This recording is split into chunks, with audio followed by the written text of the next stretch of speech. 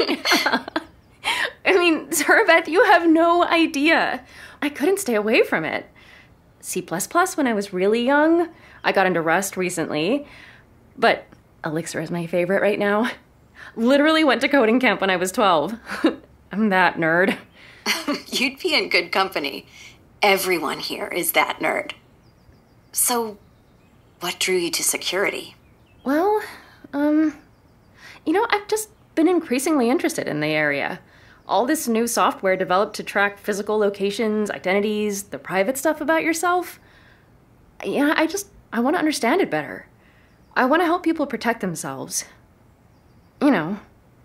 I do.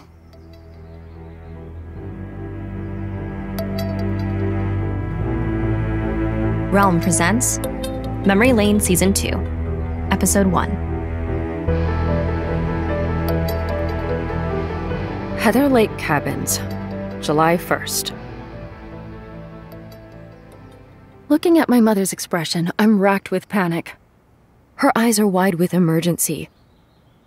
Zarabeth, can you hold on a sec? I mute my mic, black my camera out, and look at Cassie. What? What is it? Cassie crosses her arms, waiting. Cassie isn't going to talk to me, it seems, until I get off the phone. Alex? Sorry about that. I have to go. Oh, of course. I'll shoot you some times that work in my schedule.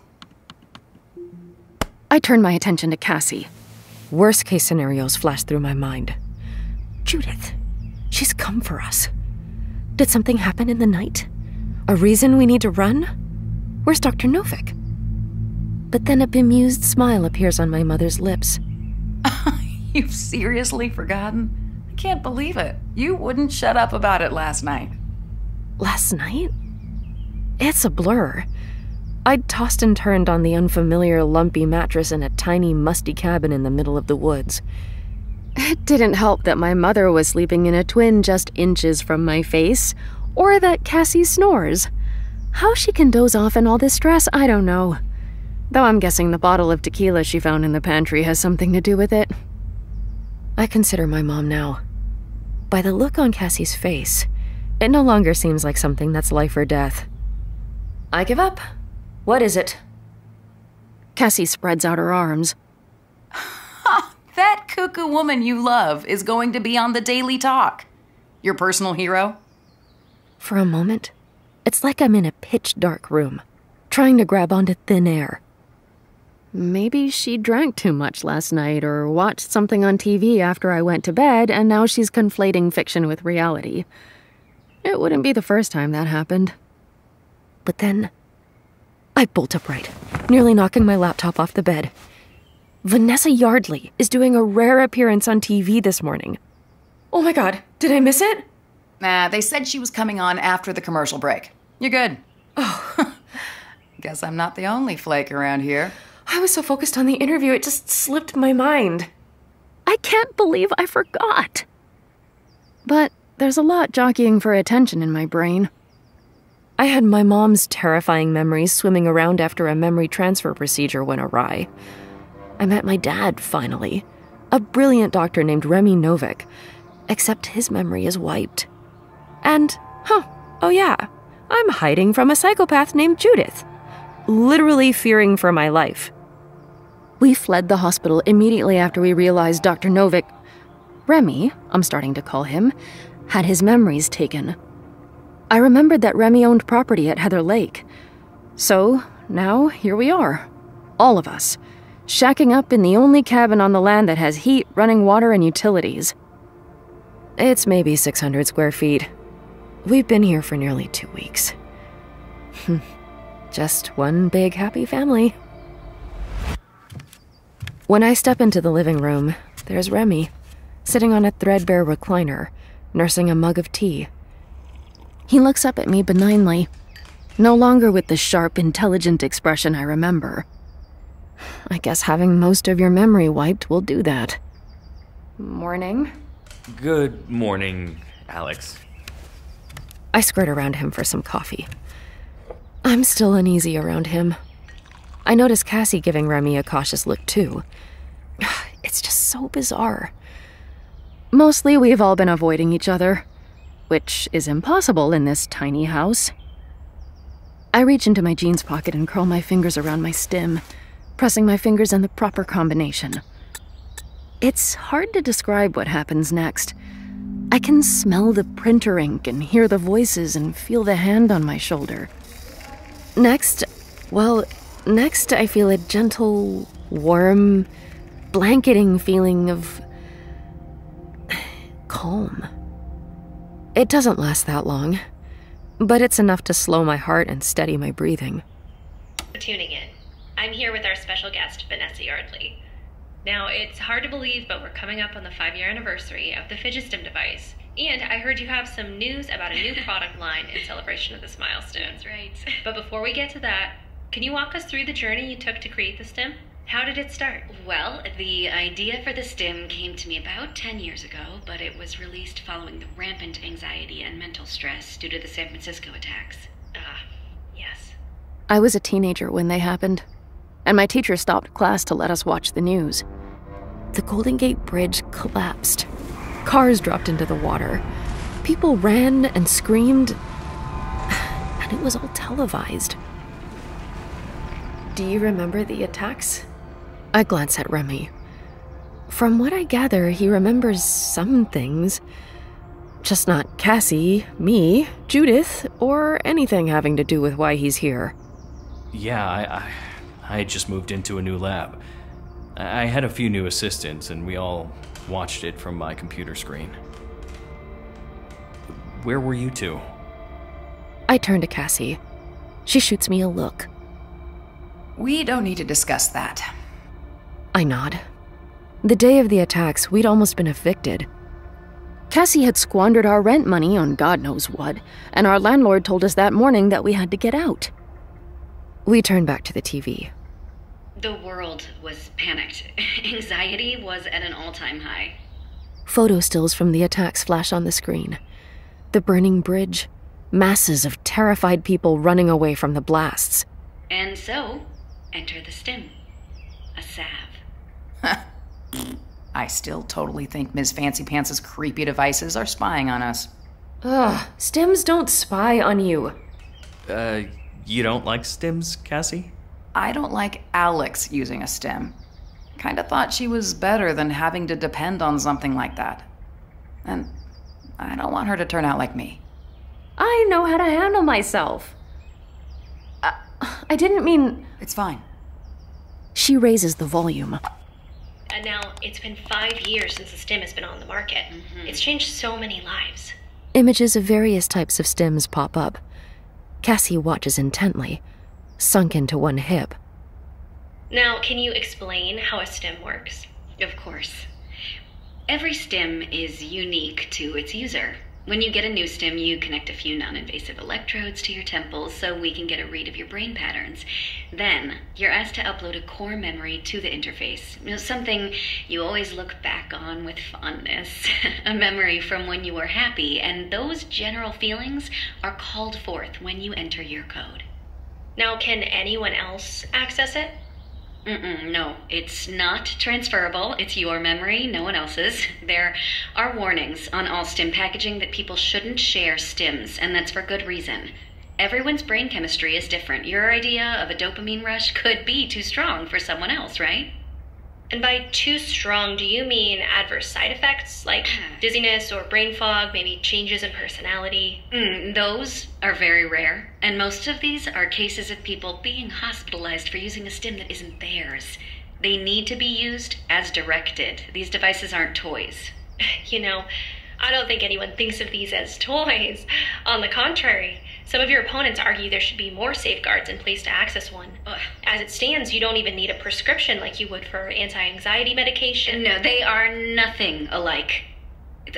Okay, you know, this isn't a medication. We're not using anything artificial. It's your brain chemistry. We're just amplifying the pathways already there, making sure there are no roadblocks along those pathways, if you will. Anyway, you know, once a user has uploaded their core memory, whenever they access their stim, they'll get that same good vibes feeling. She flashes a smile. That was way more entertaining than I thought it would be. That reporter was trying to start something. Maybe, but she was saying what a lot of people were thinking. Cassie shrugs then, and I think she'll push it further. But instead she says, Hey, Alex, I'm not sure I know your core memory. For my stim? It's only fair. I gave you a dozen memories of mine. I bite my lip. Things have been going pretty well for Cassie and me. We've been cutting each other some slack. Which is why I don't want to tell her my stim memory. My mom wouldn't get it. She might even be offended that it isn't something about her. I point to the screen, deciding to change the subject. You can change it now if you want. Cassie's gaze moves back to the TV, albeit reluctantly. The segment is wrapping up. Vanessa Yardley adds that they're releasing a new stim model this week.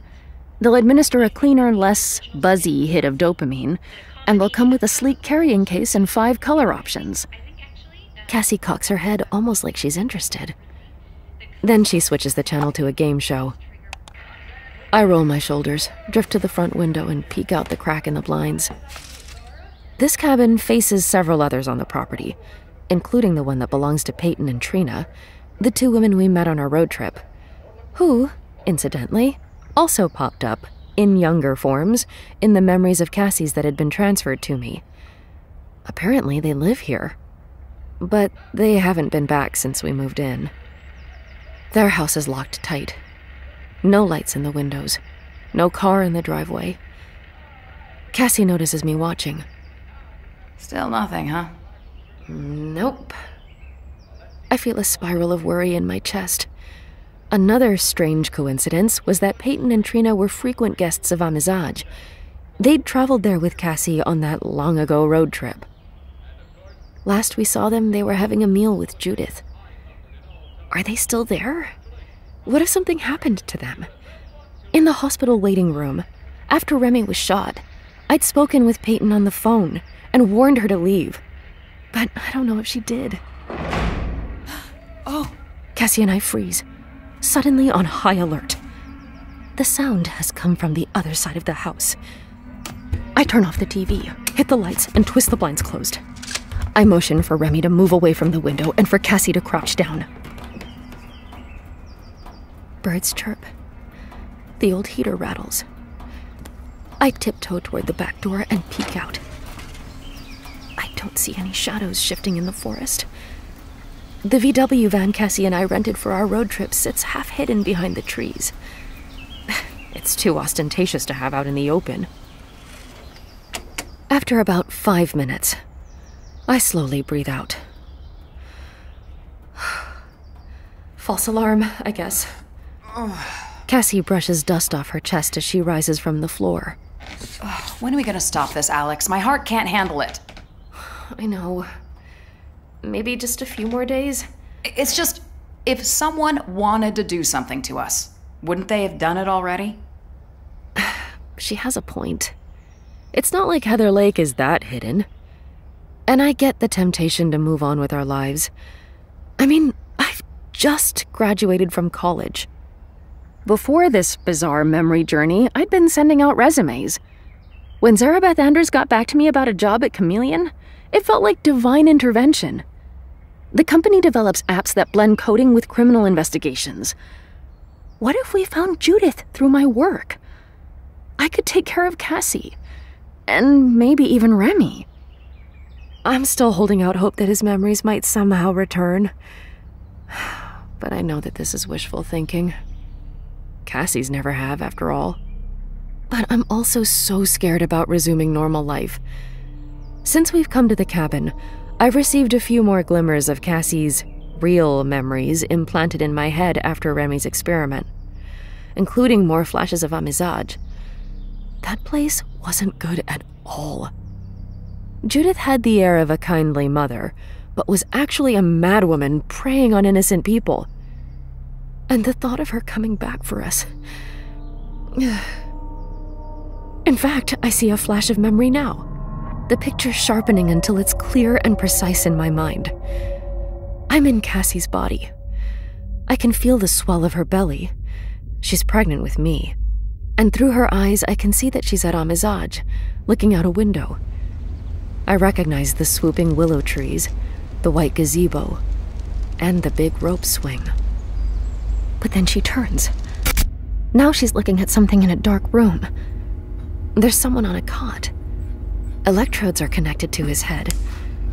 But before Cassie, or I, can see more, Judith blocks the way, looking furious at the interruption. Cassie tries to push her aside. What did you do to him? How? How could you? It needed to be done, and you'll say nothing more about it. Judith clamps a hand around Cassie's upper arm, hard. I come out of the memory sweating. God, they always feel so real. Was that Remi? It had to be. It was the first time she erased him. And then Judith banished him from the property. Cassie's staring at me curiously. I've had enough memory flashes by now. She can tell when it's happening. What'd you see? I'm trembling with fear. This is why I don't want to go home. I don't want to see Cassie lying on a cot like that someday. Her whole life stolen. Maybe if Cassie saw the same things I saw, she'd feel more afraid too. But before I tell her anything, my phone bleeds. I pull it out, frowning. Maybe it's Zarabeth calling back already? But then I see an alert. Peyton has a new post. I pounce on it, eager to see where she is. But when I click open the picture, my heart starts to pound. Hey, what's up? I show her the screen. Peyton sits on a familiar green lawn. It's the same lawn, in fact, that I just saw in Cassie's memory. She looks serene, almost relieved, as she gives the camera a thumbs up. Just had a treatment, reads the caption. Feeling good. A treatment? I think of when Peyton and I spoke at the hospital. How worried she was that Judith was gone because she would be missing her treatments. Oh God, does this mean... Cassie points at the lawn on the screen, and then looks at me in horror. That's Amizade. She's still there? What does she mean, treatment? Who's treating her? God, what if it's Judith? What if she's back? I don't know what to think. Cassie grabs my hands hard, her eyes bulging. Alex, we have to go there. We have to talk to Peyton and stop Judith. But Judith's dangerous. She shot at us. So? You can't let Peyton keep getting these treatments, whatever they are. What if Judith's messing with Peyton's memory too, huh? And others. Hey, what do you think? She looks at Remi. Oh, well, it's hard to say. Cassie? It isn't fair for her to ask Remi. Without his memory, he has no context of the danger. We can't just let her keep doing this to people. I don't know about you, but I want answers. Okay, well, I'm scared. What if Judith is there? And she takes away my memory too? Or more of yours? I don't want to forget you. I don't want you to forget me. Cassie steps back. Her features soften. I know, honey, I'm scared too. But we can't live in fear. Hiding here just isn't the right call anymore. I fall down on the couch next to Cassie. She strokes my hair. It feels strange, admitting my innermost feelings to her. That's not usually our vibe. But maybe it's okay too. 'Cause I am scared. I don't want Cassie to forget me. I don't want Cassie to be any less Cassie. It's ironic. All my life she's been totally exasperating. But the idea of any part of her personality changing or being stripped away... Well, I just can't handle the idea of that. Well, so what do you think?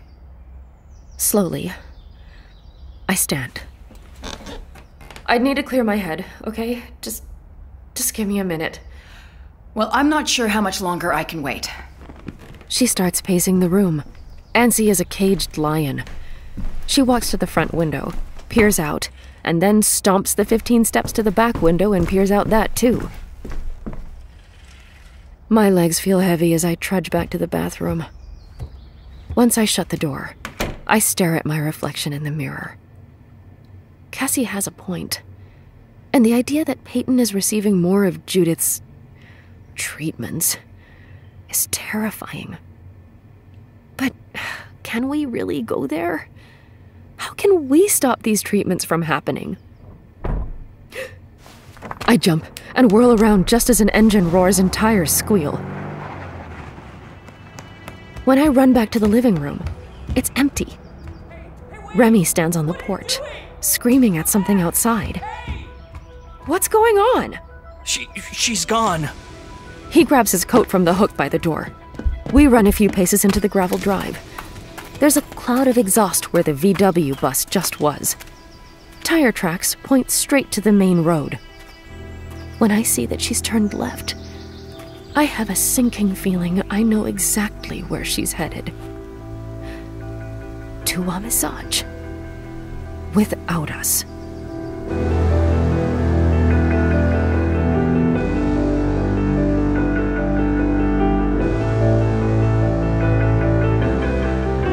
You're listening to Memory Lane Season 2, created and produced by Realm, your portal to another world. Listen away.